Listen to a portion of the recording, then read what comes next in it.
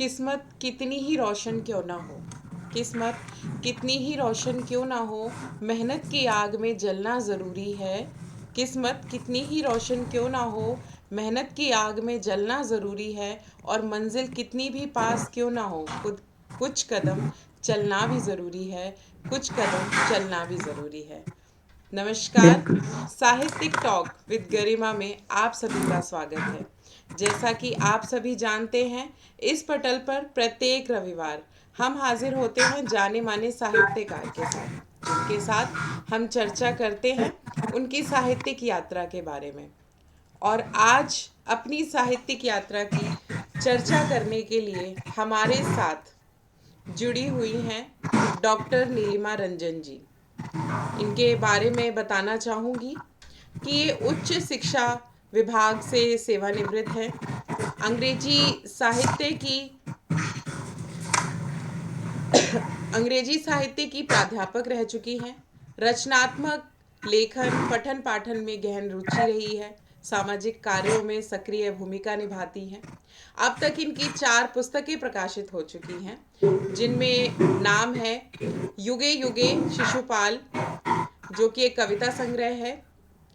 उसके साथ ही इन्हें जो सम्मान मिले हुए हैं, बहुत सारी राष्ट्रीय और अंतर्राष्ट्रीय स्तर की संस्थाओं से इन्हें सम्मान मिले हुए हैं।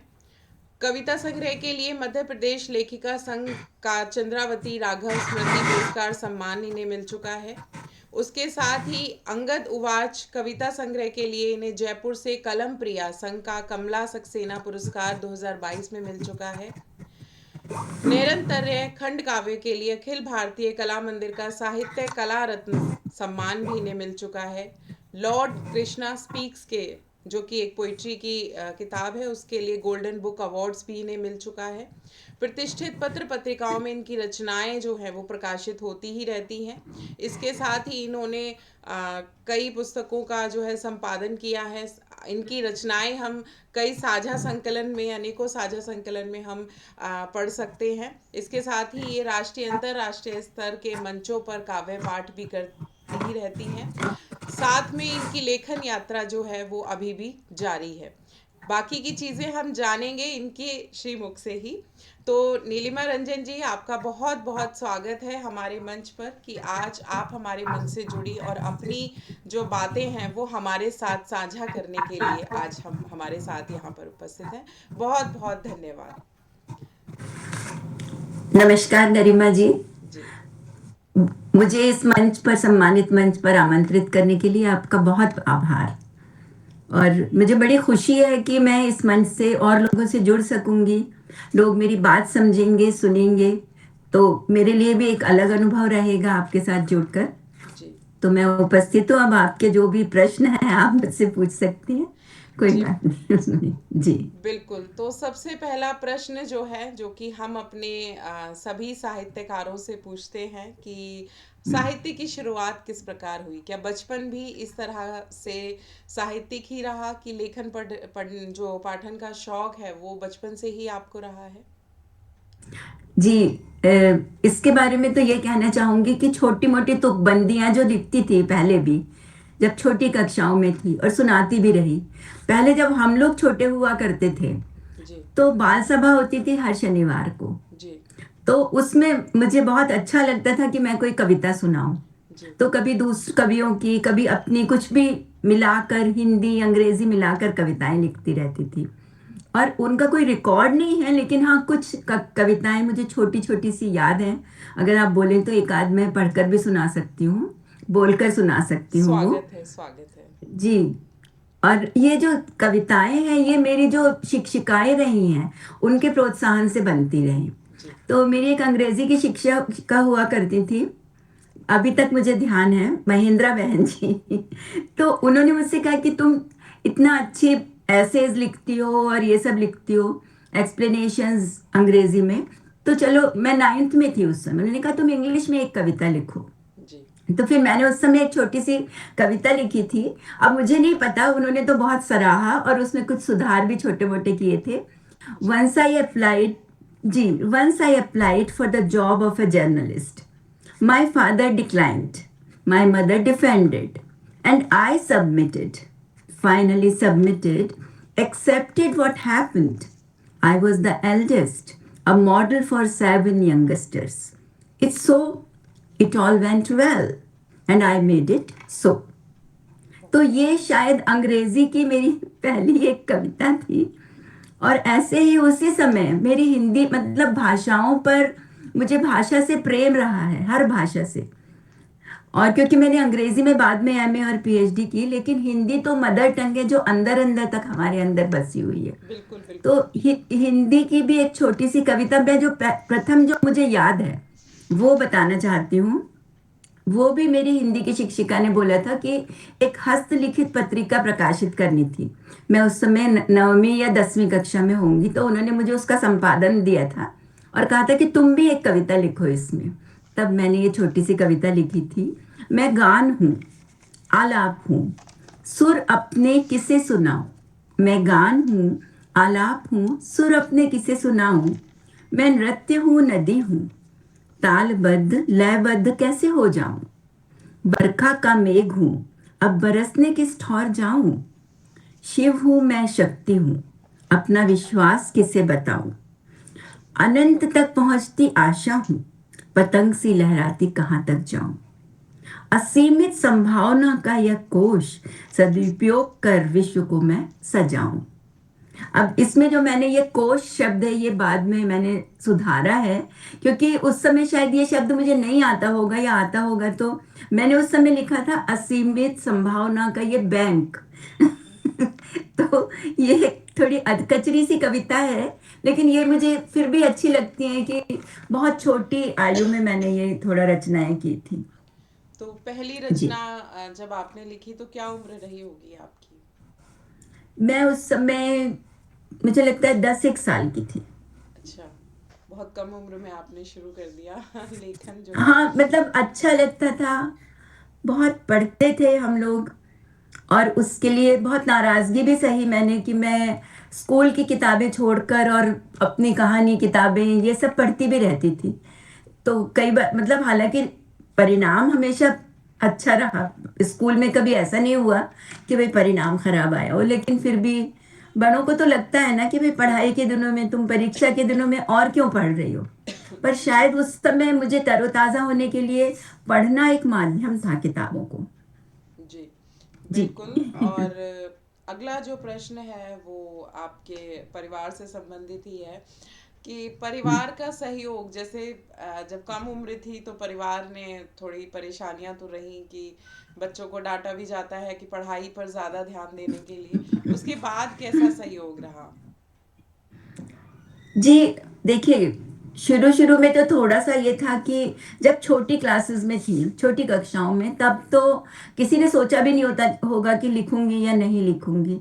समय भी उस समय कुछ और ही हुआ करता था। लेकिन हाँ, मेरे शौक को देखकर मेरे पिताजी ने एक वो किया था कि जो भी पत्रिकाएं उस समय उपलब्ध थी, शायद एक जो ब्लॉग था हम लोगों का, उसमें सिर्फ हमारा घर था जिसमें पराग, चंदा मामा, जो भी उस समय की थी, धर्मयुग, हिंदुस्तान, ये सब आया करते थे। जी और उसमें ही इंग्लिश की भी वो बुलवाते थे, रीडर्स डाइजेस्ट, नवनीत। तो ये सब पढ़ने का सौभाग्य मुझे मिलता रहा। जी। और आगे जाकर जीवन में जब व्यस्त हो गए तो छुटपुट लिखते रहे, वो भी काम की चीजें लिखते रहे, कहीं शोध आलेख लिख रहे हैं, कहीं, अब आप समझ सकती हैं कि आप नौकरी में रहे, वो भी सरकारी नौकरी में किसी जिम्मेदार पद पर। तब उसमें तो ये सब होता ही है कि आपको अपना जो उस समय जो काम कर रहे हैं उसमें भी ध्यान देना पड़ता है। बिल्कुल बिल्कुल। तो और फिर लिखी बात की जो मतलब ये कुछ मिला के जो प्रथम 2 मेरे काव्य संकलन है वो मेरी पुरानी कविताओं के ही हैं। जी 1-2 उसमें नई डाली हुई है, बाकी कहीं कहीं लिखी हुई ढूंढ कर निकाली मैंने उन कविताओं के हैं। जी।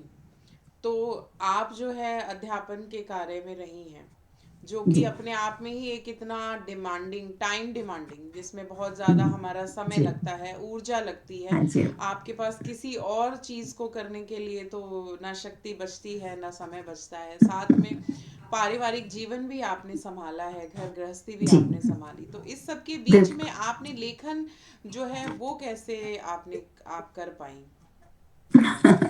ये प्रश्न तो बहुत अच्छा है, लेकिन मुझे लगता है कि 24 घंटे कम नहीं होते। जी। तो समय, क्योंकि ये मेरे मतलब लेखन करना या पढ़ना, लेखन से ज़्यादा शुरू में मैं पढ़ती बहुत हूँ, आज भी बहुत पढ़ती हूँ और पहले भी बहुत पढ़ती रही हूँ। आप विश्वास नहीं करेंगे, आपको मजाक भी लग सकता है कि मेरी पहली बेटी हुई थी और वो मेरी गोदी में अगर रोती थी तो मैं बॉटल या कुछ लगा के अपना जो हाथ में पढ़ रही हूँ वो पूरा कर लेती थी, पहले उसको हिलाते हुए गोदी में। मतलब पढ़ने का चस्का जिसको कहते हैं। बिल्कुल। और इन चीज़ों के लिए मैंने बहुत डांट खाई है, अपने ससुराल में भी और मायके में भी। जी, कि तुम बिल्कुल। कितना इन चीज़ों में घुसी रहती हो, किताबों में ही पढ़ती रहती हो, बाहर जाओ, ये करो वो करो। पर वो मुझे अच्छा लगता था और आज भी मैं बिना पढ़े नहीं सो पाती हूँ। कुछ पढ़े बिना नया। तो और फिर इसलिए नौकरी के साथ ये ज़रूर रहा कि लिखना कम हो गया और कुछ मैंने ऐसी चेष्टा नहीं की कि मैं छपवाऊँ या नहीं छपवाऊँ, लेकिन हाँ, काव्य पाठ ज़रूर करती रही। ये एक वो रहा, क्योंकि मुझे उस पे मंच भी मिलते रहे। मेरी जो मतलब ये जो सेवा थी, शासकीय सेवा, उसमें मंच मिलना भी कठिन नहीं था। आपको बच्चों के सामने, मतलब कॉलेज में पढ़ाओ, बड़े बच्चे होते, बच्चों के सामने सामयिक रचनाएं पढ़ने का मौका मिल जाता है हुँ।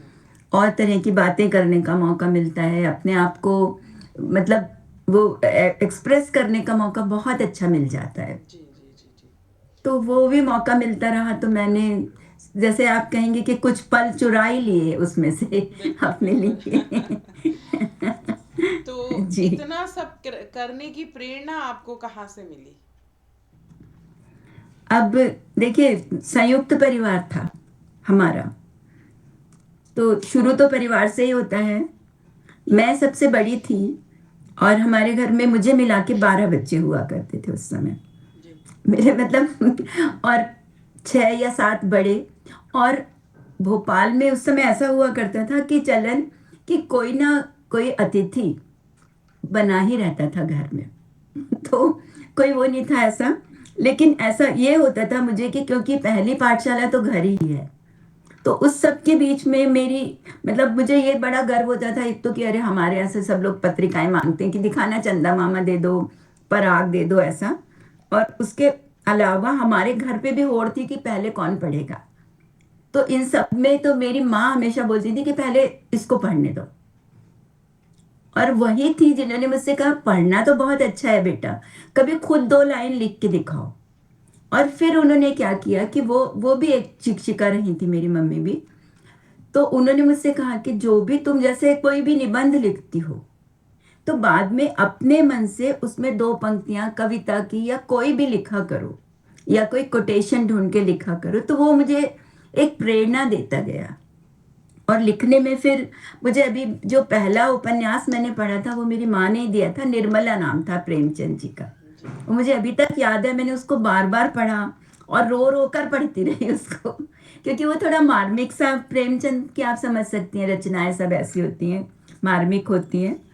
तो और बार बार फिर जब मैंने उसको पढ़ा और फिर मुझे यही याद आता रहा, मम्मी का, माँ का कहा हुआ कि लिखो और ऐसा लिखो जैसा कि तुमने अभी महसूस किया।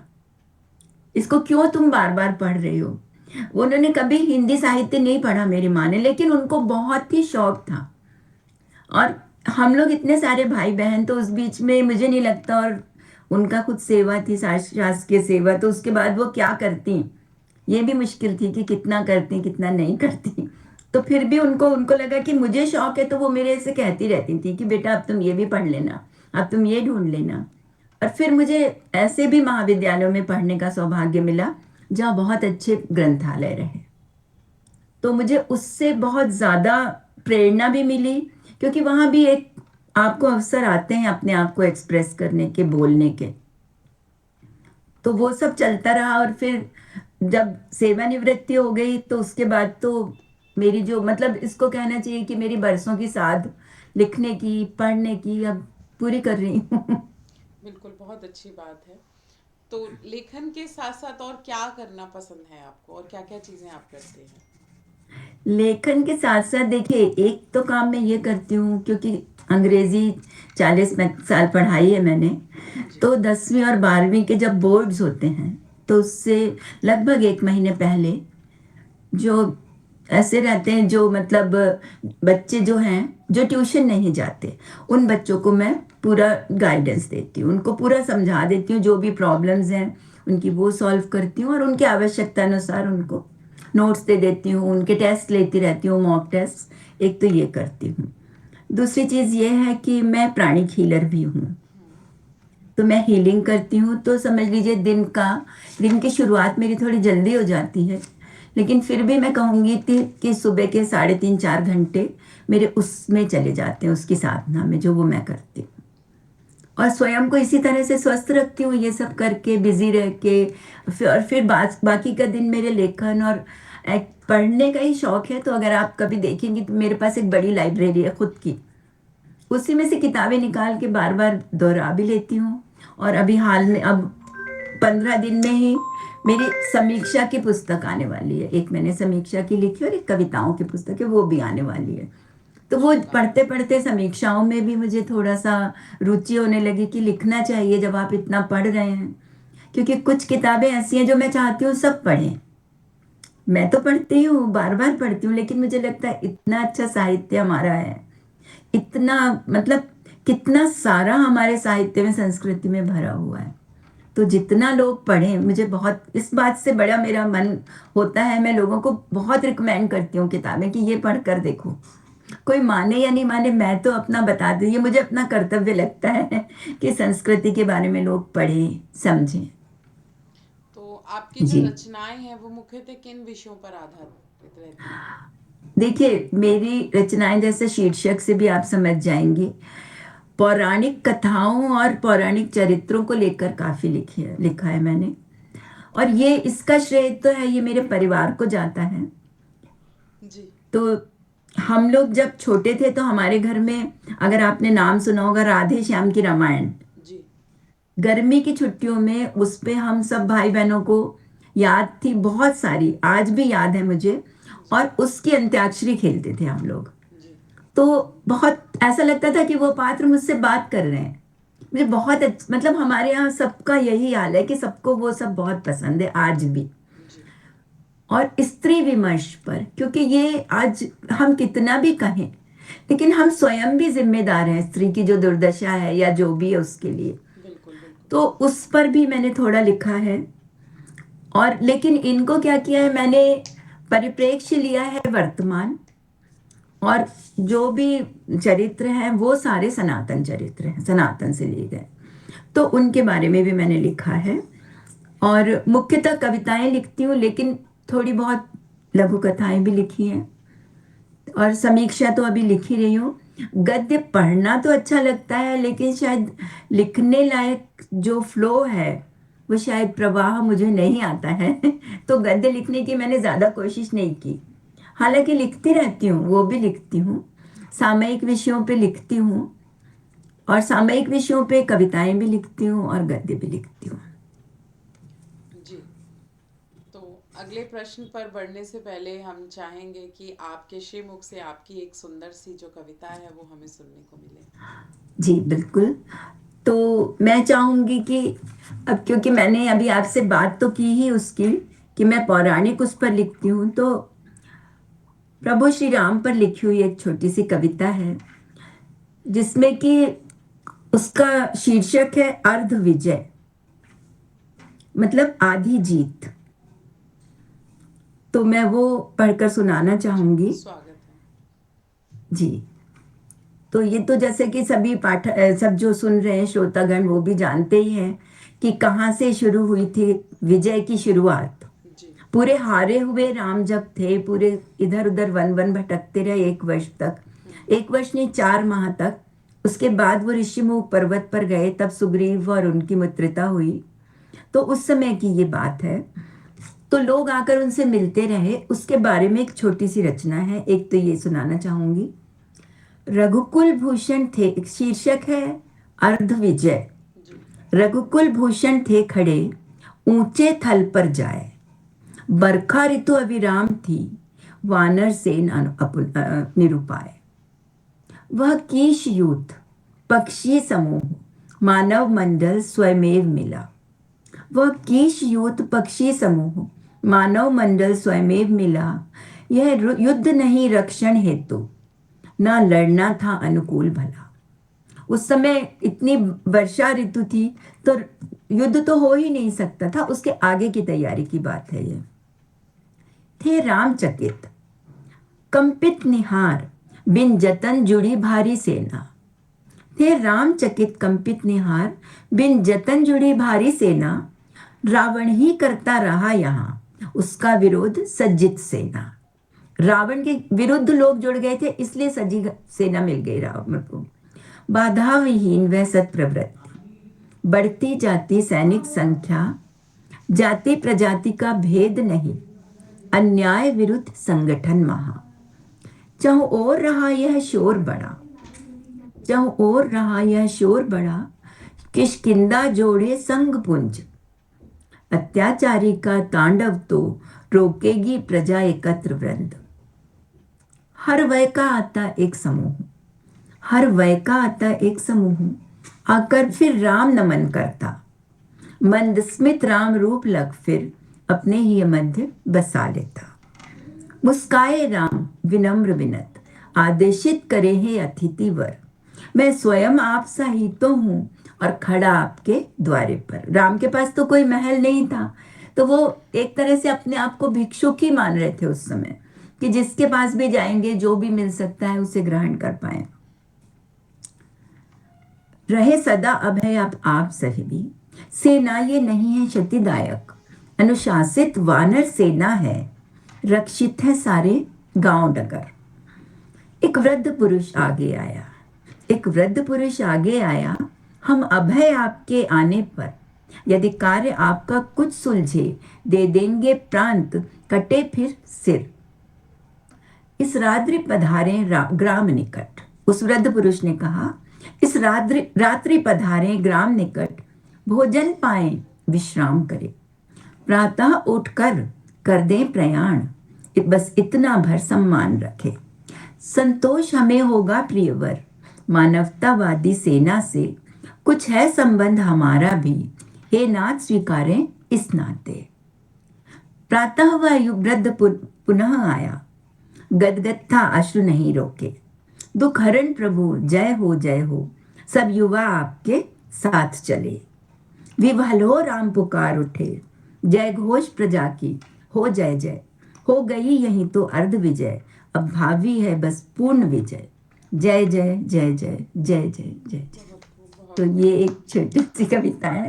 बिल्कुल बिल्कुल, बहुत सुंदर। और मुझे लगता है आज की युवा पीढ़ी को हमारे जो पुराने ग्रंथ हैं, पुराने जो रामचरितमानस है और श्रीमद् भागवत गीता है, इन सबसे जी जोड़ने का बिल्कुल। सबसे सही तरीका मुझे लगता है अब यही बचा है, क्योंकि हमारी युवा पीढ़ी जो है इन ग्रंथों से बिल्कुल वंचित है, कोई नहीं पढ़ता है। हम हमारे समय में जो है हम लोग भी शायद इसलिए जुड़े हुए हैं कि टीवी पर इन सब चीज़ों पर हमें कहीं ना सच कहीं बात है। महाभारत, रामायण, कृष्णा, शिव महापुराण ये सब देखने को मिलती थी।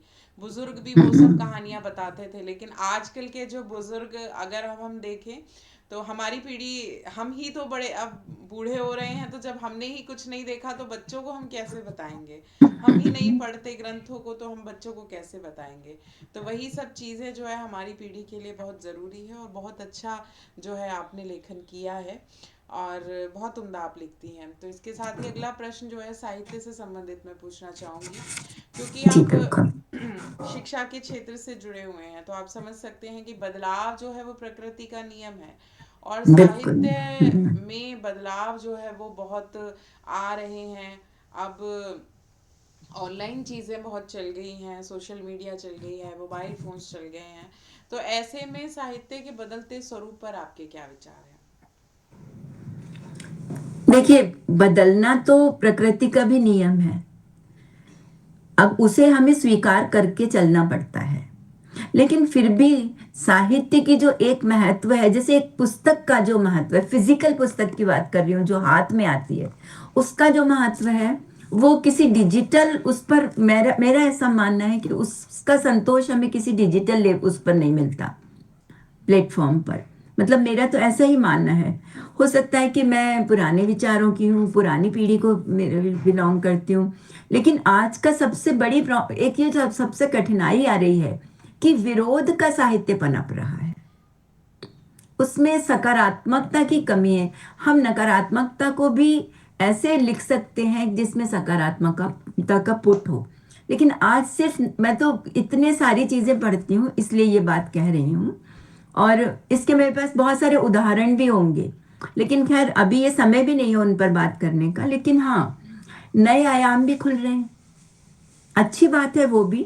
आप देखिए, प्रगति होना किसी भी मायने में गलत नहीं होता, जी। और उससे जहाँ फायदे होते हैं, वैसे जैसे हम लोग छोटे थे, बहुत छोटे हुआ करते थे, तो आपको याद होगा कि ये आता था, विज्ञान एक वरदान है या श्राप। एक ये ऐसे सबको लिखना, ये वाला निबंध शायद सबने लिखा होगा। तो वैसा ही है कि जब हम प्रगति कर रहे हैं तो कुछ चीजें अच्छी तो हैं। देखिए, ये तो हमें मानना पड़ेगा, इसको नहीं नकार सकते हम कितना भी वो करें। लेकिन उसमें ये चीज, जो हमारा जो प्रकृति है उसको नुकसान पहुंच रहा है, और बच्चों में और थिंकिंग जो है, सोच की शक्ति कम होती जा रही है। आप देखिए, किसी भी बच्चे से आप पूछे, एक तो अंग्रेजी की हिंदी अगर आती है तो हिंदी के वो पूछेंगे, आप 29 बोले तो कोई बच्चा बोलेगा 29 यानी क्या। सब बच्चे घरों घर यही हालत है। तो एक तरह से अब देखा जाए तो आगे बढ़ना है ऐसा मानते हैं, लेकिन फिर भी सबसे बड़ी बात यह है कि बच्चों को ही, मतलब इस सब के साथ भी बच्चों को सिखाया जा सकता है, मेरा ऐसा मानना है। बिल्कुल। अब ये, इसको हम किस तरह से सकारात्मकता दें, ये बच्चों पर, बड़े बढ़ते हुए बच्चों पर और उनके अभिभावकों पर है। क्योंकि पूरे टाइम बच्चों के सामने गूगल है, तो वो क्यों सोचेंगे, चैट जीपीटी आ गया वो क्यों सोचेंगे, उसी से पूरा लिख देते हैं, एआई आ गया वो क्यों पढ़ेंगे। ये वाली चीजें तो मुझे लगता है, ये चीजें तो मैं तो इनसे बहुत सहमत नहीं हूं। लेकिन खैर, अब चल रहा है, बहुत जगह ये सहायता भी कर रही हैं, लेकिन ये भी बात मानना पड़ेगा। तो इस बारे में कुछ, मतलब मैं, मुझे नहीं लगता कि मैं कोई अथॉरिटी हूं। फिर भी मुझे लगता है कि हाँ, एक कमी ये खलती है कि बच्चे पढ़ते नहीं है। बिल्कुल। किताबें मुझे हाथ में नहीं दिखती, मोबाइल पे कितना भी स्क्रॉल करवा लो उन लोगों से, कुछ भी करवा लो, पर किताबें हाथ में नहीं दिखेंगी। आप देख लीजिए, हिंदी लिखना नहीं आएगा, अंग्रेजी भी सही नहीं लिखते हैं, क्योंकि वो तो अपनी पंक्तियां भी नहीं भाषा आती, है कुछ ही नहीं नहीं। आता बच्चों को। जी। तो भाषा जो है, मुझे लगता है सबसे बड़ी बात है कि बच्चों में वो, और दूसरे फिर वो व्हाट्सएप की जो लैंग्वेज है, हाउ इज दैट, और ये सब जो स्पेलिंग शुरू हुए। मिस्टेक, स्पेलिंग भी बच्चे पूरी नहीं लिख पाते, इंग्लिश की भी। और सबसे बड़ी दुर्गति यह है कि ना अब हम अंग्रेजी भाषी रह गए हैं, ना हम ना हिंदी हम भाषी हिंदी रह गए हैं। बात, बिल्कुल सही है ये। मतलब हमें सबसे बड़ी ये, मैं तो ये तो सबसे ज्यादा तो शिक्षकों का और अभिभावकों के ऊपर ये जिम्मेदारी आ जाती है, दायित्व उनका हो जाता है कि वो ये कोशिश करें कि बच्चों में अपने जो संस्कृति और भाषा पर गर्व की भावना रहे। तो ये कैसे डाली जा सकती है, ये विचार करना आवश्यक है। और बिल्कुल। इसके लिए हमारे जो नई शिक्षा प्रणाली जो एनईपी आ रही है, मतलब मैंने लिखकर भी भेजा था, लेकिन मैं अपने लेवल पर लिखा, मैंने किसी के माध्यम से नहीं लिखा। मुझे तो ये लगता है कि पहली कक्षा से हिंदी की छोटी छोटी कविताएं या जो भी है, छोटा छोटा साहित्य, वो बच्चों को बस पहले से ही सिखाना शुरू करें, तो बड़ी कक्षाओं में होने तक उन लोगों को अपनी संस्कृति पर, अपनी भाषा पर गर्व भी होने लगेगा। जी। और तो इसके बारे में सोचो तो दूर दूर तक मुझे कुछ समझ में नहीं आता, क्योंकि ब्रेन ड्रेन भी इतना ज्यादा हो रहा है, बाहर लोग चल जाना ज्यादा इसमें गर्व महसूस करते हैं। ऐसा नहीं है, हमारे आपके घरों में से भी लोग बाहर हैं, इसलिए इसका तो कुछ कह नहीं सकते हैं। प्रगति की बात आती है तो अब ये है कि जीवन एक देश में सिमट के नहीं रह गया है, पहुंचना भी सरल हो गया है, फिर ये व्हाट्सएप और ये सब हो गए हैं, तो आप देख कर भी बात कर लेते हैं, तो दुनिया तो छोटी हो गई है। लेकिन हाँ, देखिए, आप दूसरी भाषा के लोगों को अगर सुनेंगी तो उनको कभी, अगर कोई यहाँ भी आएंगे तो वो अपनी भाषा में बोलते हैं, और हम कोशिश ये करते हैं कि हम जितना हो हम अंग्रेजी में ही बोलें। मैंने वर्षों अंग्रेजी पढ़ाई है, और ऐसा नहीं है, ये भी कहा है कि मेरी कक्षा में अंग्रेजी में बात करो, क्योंकि अंग्रेजी बोलने का एक आपको मौका मिल रहा है। तो तो वो मेरी तो वो मतलब मेरी ड्यूटी थी, मेरा कर्तव्य था। और मैं बोल सकती हूँ क्योंकि इतने साल वो पढ़ाया है। लेकिन फिर भी मैं अपनी डेली लाइफ में, रोज़ की ज़िंदगी में, रोज़मर्रा में मैं यही चाहूँगी कि जितना बने हिंदी बोलूँ, हिंदी को प्रमोट करूँ और हिंदी भाषा के बारे में बात कर सकूँ, और साहित्य के बारे में मुझे लगता है सबको रूबरू होना चाहिए साहित्य से। ये बिल्कुल। सबका कर्तव्य हो जाता है। जी। बिल्कुल, ये बहुत सही और सटीक बातें आपने उठाई हैं कि हम कहीं न कहीं अंग्रेज़ी बोलने में गर्व महसूस करते हैं और यही जी। हिंदी के पिछड़ेपन का कारण है। और ये हम देख सकते हैं जब पुस्तक मेला लगता है, तो उसमें जो हिंदी के स्टॉल्स पर जो है वो दर्शकों की सहन। जो है उनके खरीदारों की जो भीड़ है वो नहीं दिखती, और अंग्रेज़ी जो साहित्य है उस पर एक लंबी जी। कतार है, लंबी लाइनें हैं, इंग्लिश जो बुक्स हैं वो लोग ज़्यादा खरीदते हैं। क्योंकि कहीं ना कहीं ये गर्व की बात है, आप रास्ते में, एयरपोर्ट पे, ट्रेन में आप ये दिखा रहे बिल्कुल। हैं कि देखिए मैं इंग्लिश की किताब पढ़ रहा हूँ, तो आप बहुत ज्ञानी व्यक्ति हैं। और मुझे लगता जी। है ज्ञान का भाषा से कोई लेना देना नहीं है। हिंदी में बिल्कुल भी भी आप नहीं। उतने ही ज्ञानी लगेंगे जितने आप अंग्रेजी में हो। तो वो चीज़ सही हमें बात है। समझनी पड़ेगी। और जी। सबसे ज़्यादा अगला प्रश्न जो है हमारा बच्चों से संबंधित ही है कि ये जो एआई की जो बात आपने उठाई है, ये बिल्कुल बहुत सटीक बात है कि कहीं ना कहीं ऐसा लग रहा है आने वाले 10-20 सालों में जो मानसिक, अगर हम जिसकी बात करें, वो सोचने समझने की जो शक्ति है वो बहुत कम हो जाएगी, वो खत्म हो जाएगी। जी। क्यों? हाँ क्योंकि जी, बिल्कुल, आप मुझे तो अब एआई से आप अपना पूरा रिसर्च पेपर लिख सकते हैं, कविता कहानियां लिख सकते हैं। अभी प्रसून जोशी जी का मैं एक इंटरव्यू देख रही थी, तो वो बोल रहे थे कि प्रॉपर उन्होंने वो वर्ड्स डाले कि इन इन शब्दों के साथ ये कविता वो चाहिए। तो वो हाँ, देखकर सही है। हैरान थे कि इस तरह की कि इतनी अच्छी कविता थी कि कहते हैं शायद मैं भी उतनी ना लिख पाता, या मैं जैसी लिखता कुछ कुछ वैसी ही उसने लिख दी। तो ऐसे समय में हमारे जो छात्र हैं उनके लिए साहित्य जो है वो कितना ज़रूरी बन जाता है, हमारी आज की पीढ़ी के लिए साहित्य कितना ज़रूरी बन जाता है। जी, वही मैंने बात की अभी कि जो न्यू एजुकेशन पॉलिसी आ रही है, नव एनईपी जो आ रही है, उसमें समावेश तो हमें करना पड़ेगा साहित्य का। बिल्कुल। उसमें कहीं साहित्य को उसमें अनिवार्य विषय घोषित नहीं किया गया है। जी। आप देख लें। मुझे तो ये कमी लगती है कि ये चीज़ तो बहुत आवश्यक है हर स्तर पर। आप ठीक है, आप अंग्रेजी की राइम्स पढ़ा रहे हैं, आप हिंदी की कविताएं भी पढ़ाइए, बड़ी भली अम्मा जैसी, ऐसी वाली कितनी कविताएं हमारे हैं। बिल्कुल। एक दो तीन चार, और ये सब की नानी की कहानी, और ये सब कितनी चीजें हैं, लोरियां हैं। अब वैसी लोरियां कि आपको अंग्रेजी में सुनाई देती हैं। तो ये बच्चों को ये जागृत करना शौक तो शालाओं से करना पड़ेगा, या घर परिवार से करना पड़ेगा। और मुझे तो लगता है कि साहित्य पढ़ना एक बहुत ही अलग सा अनुभव है। वो आप में इतनी पुलक भर देता है कि आपको लगता है कि आप उसे कब पूरा करें, जो आप पढ़ रहे हैं उसको कब अंजाम तक पहुंचाएं कि पूरा संपन्न हो जाए वो किस्सा, किताब या बिल्कुल। कहानी, वो अलग ही जो भी पढ़ जोश, रहे हैं। अलग ही उत्साह होता है किसी भी जी किताब को बिल्कुल। पढ़ने का, उसे खत्म करने का। हाँ, मैं ही जानती हूँ कि कोई किताब मेरे हाथ में आती है तो मुझे इतना अच्छा लगता है, ऐसा लगता है सब चीज़ें एक तरफ, अब इसको बैठ के पहले पढ़ लो। और मैं वास्तव में अब क्योंकि फ्री हूँ, मतलब अपने उत्तरदायित्वों से थोड़ा कम है, उत्तरदायित्व तो देखिए खत्म नहीं होते हैं पर कम है, तो मैं अपने लिए समय निकाल लेती हूँ कि अब मैं पढ़ लूँ। या रात में आप विश्वास नहीं करेंगी, लेकिन सच बात यह है कि मैं कोई अधूरी पुस्तक जो इंटरेस्टिंग, मुझे अच्छी रुचिकर लग रही है, मैं उसको छोड़कर अगर सो जाऊं तो मुझे ऐसा नींद नहीं आती है। मुझे लगता है वो मुझे किताबों के पेज बुला रहे हैं कि आओ और पढ़ो। बेचैनी रहती है। वो बेचैनी रहती है, मैं नहीं सो सकती अधूरी छोड़कर। बिल्कुल। बिल्कुल। मतलब मैं कोशिश ये करती हूँ इसलिए कि जब भी मैं पढूं तो छोटी छोटी चीजें डिसाइड करके, अब बस आज 100 पेज पढ़ूंगी, आज 50 पेज पढ़ूंगी। तो मतलब वो मुझे अपने मन को समझाना पड़ता है उसमें।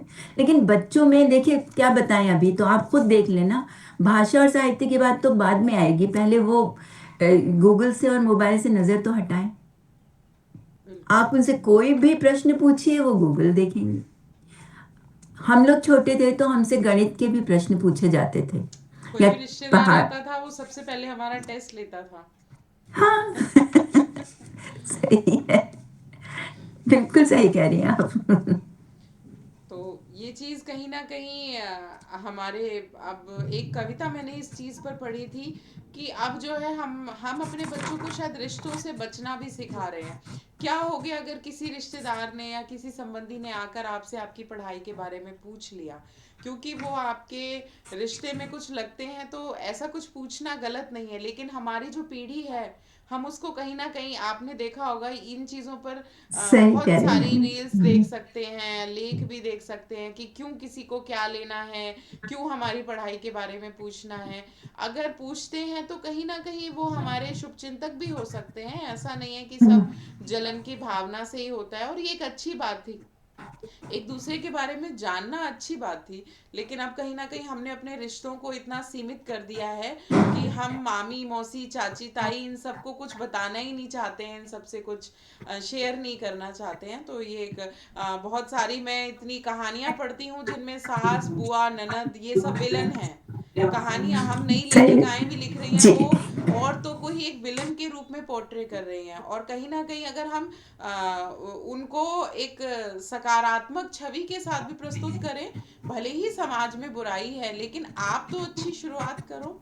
तो सही बिल्कुल कह रही हैं। अगला प्रश्न भी मेरा ऐसी लेखिकाओं के लिए ही है कि ये जो नई लेखिकाएं हैं, नए लेखक हैं, जो नए बच्चे हैं जो लेखन में आ रहे हैं, तो आजकल सबको शॉर्टकट चाहिए, है ना? तो मैं सोशल मीडिया पर बहुत सारे ऐसे साहित्य की भरमार देखती हूँ कि जो फेमस होने के लिए कुछ भी ऐसा हम कह सकते हैं कि गंदा साहित्य है, कुछ मतलब ऐसा कि जिसे आप सोशली शेयर ना कर सको।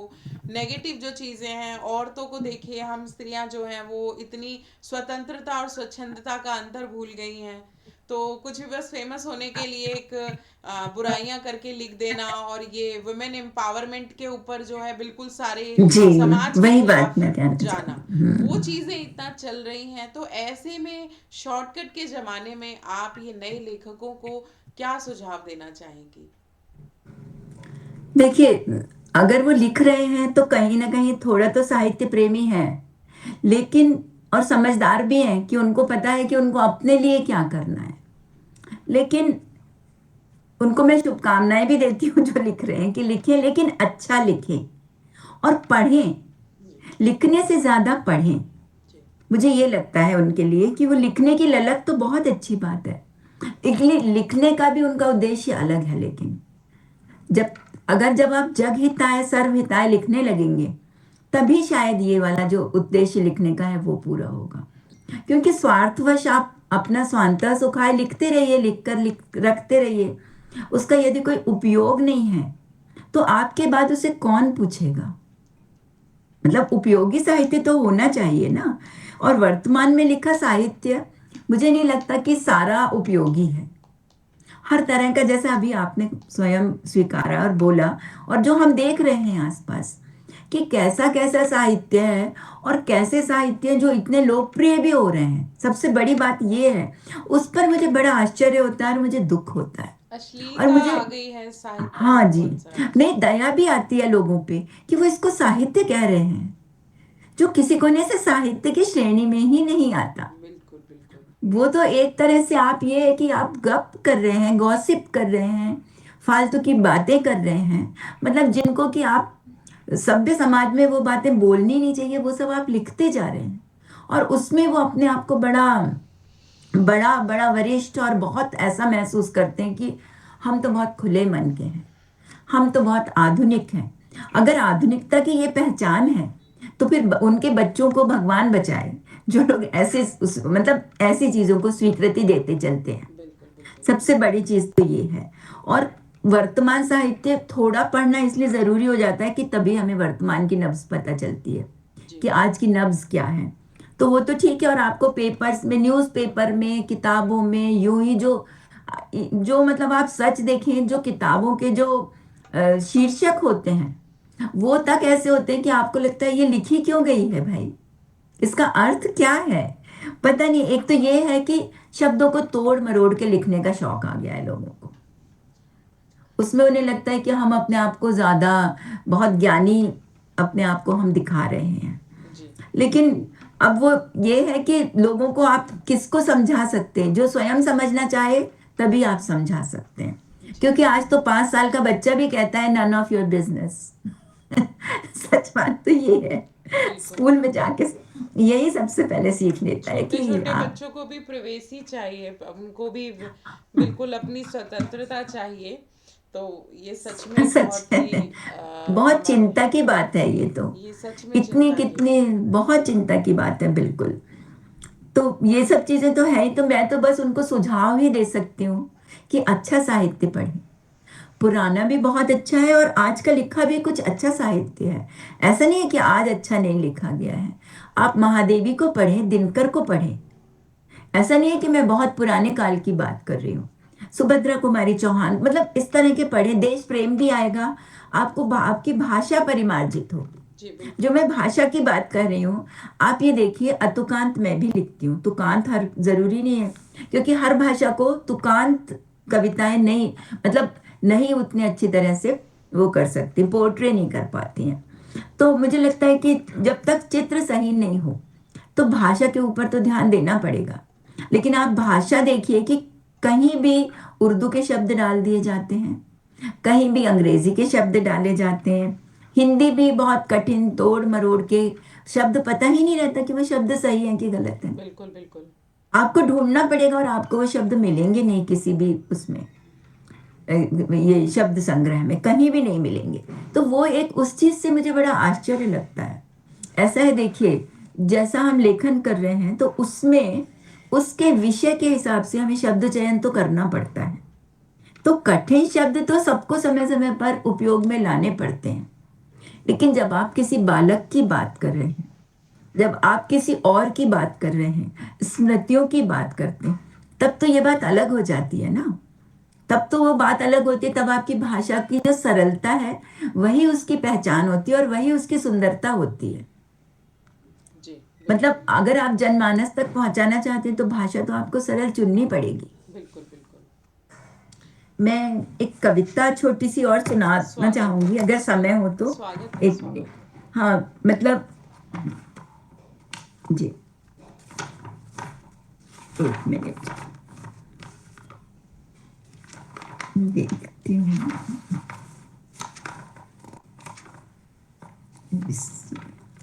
एक सेकंड, 1 मिनट लगेगा। कोई जरा बात नहीं, सा निकाल देख लीजिए। रही थी कि किस में लिखी, हाँ, इसमें ही है शायद।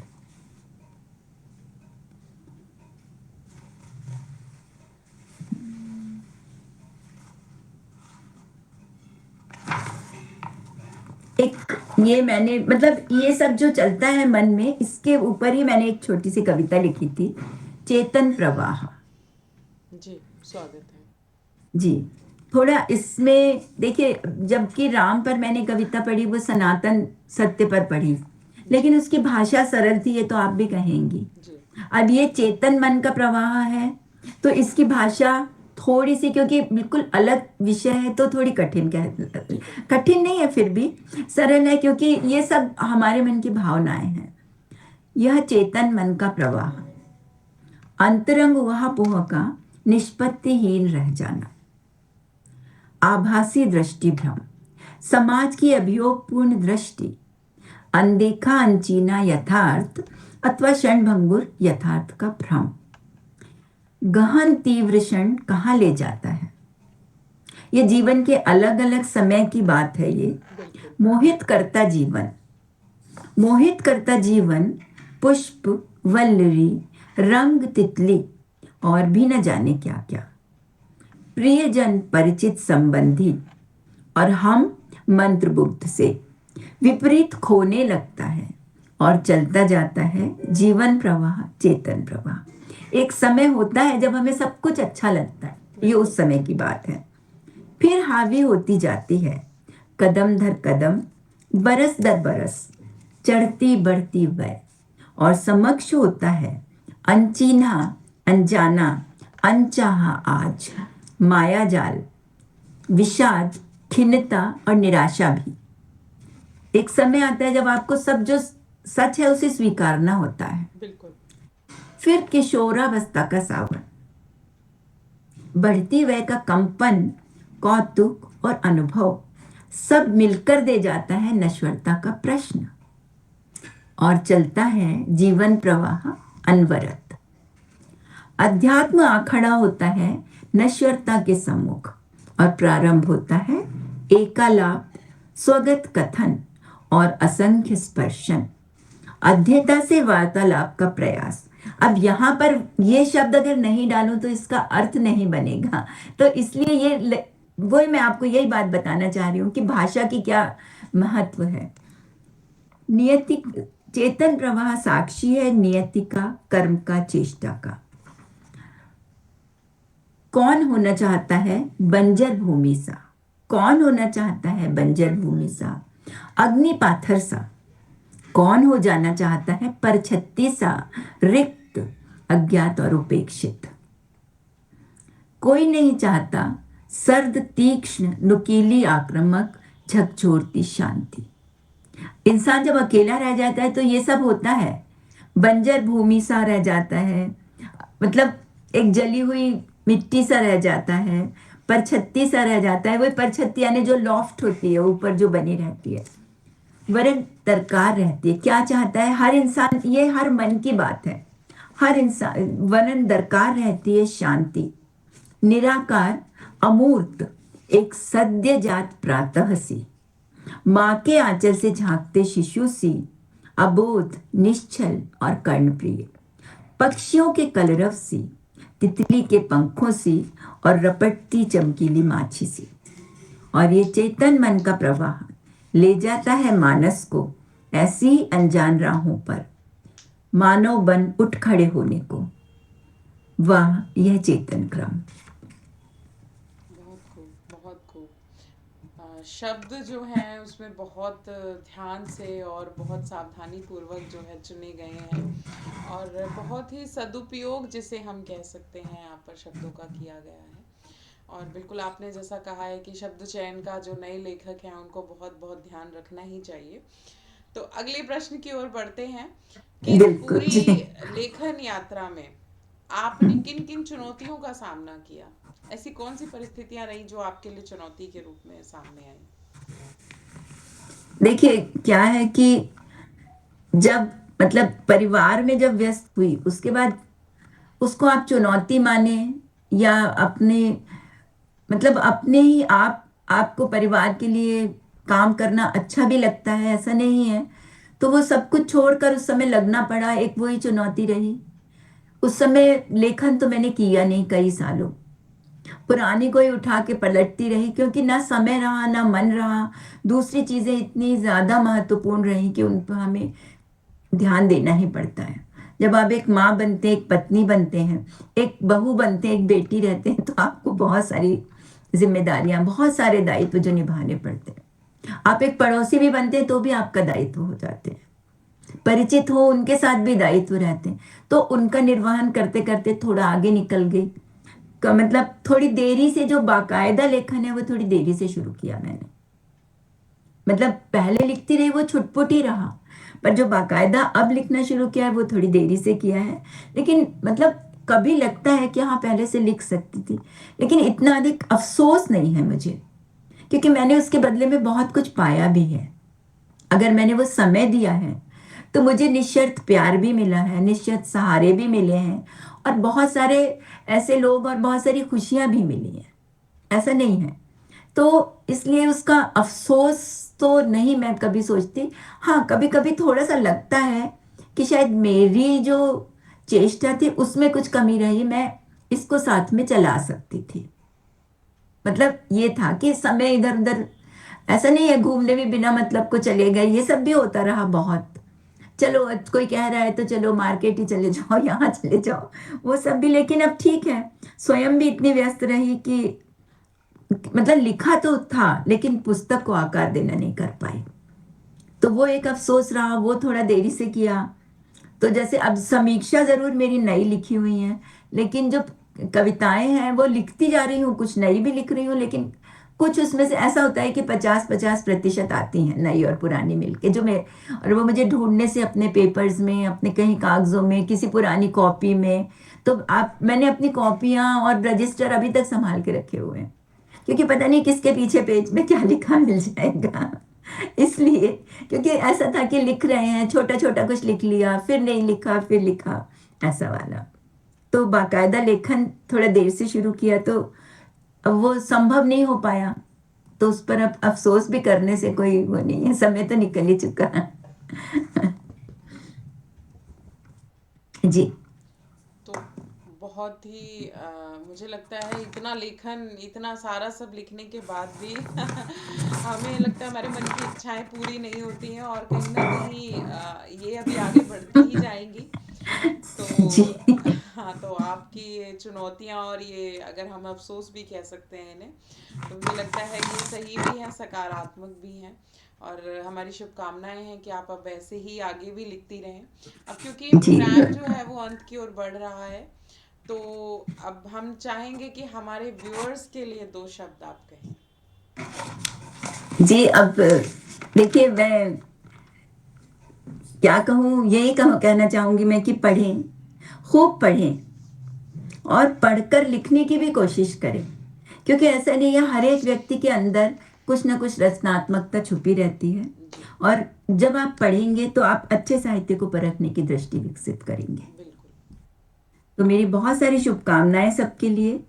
और अगर 2 मिनट का समय हो तो मैं महादेवी वर्मा की 2 पंक्तियां सुनाना चाहूंगी स्वागत है, सबको। स्वागत है। बस ये, क्योंकि मुझे बहुत पसंद है महादेवी वर्मा। मेरी प्रिय कवियत्री हैं वो।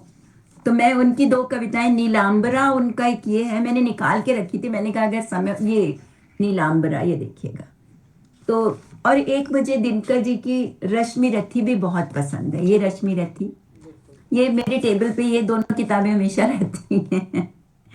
तो जैसे कि बिल्कुल इतना बहुत ही, इनकी कविताएं पढ़ के ऐसा लगता है कि इसको कविता कहते हैं, इसको लेखन कहते हैं।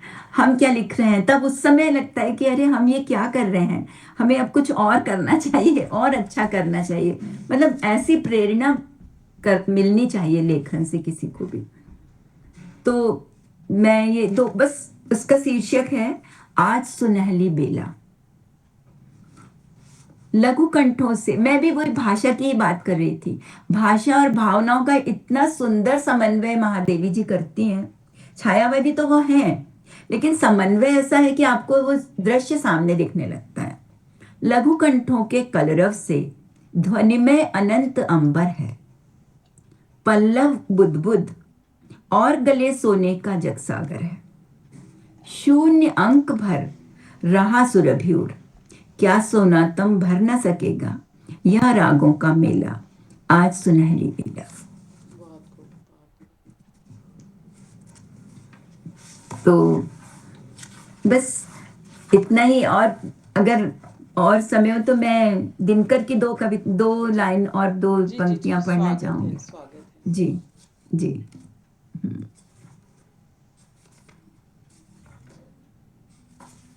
एक मिनट में जरा से देख लूं। हाँ। ये सबने सुनी होंगी मुझे लगता है। देखिए, वर्षों तक वन में घूम घूम, आप दिनकर को देखिए, वीर रस की कविताएं लिखते थे वे। मतलब हमारे बच्चों को ये पढ़ने की कि हमारी संस्कृति कितनी, मतलब कितनी ऐसी समृद्ध है, और कितनी सारी चीजें हैं हमारे पास।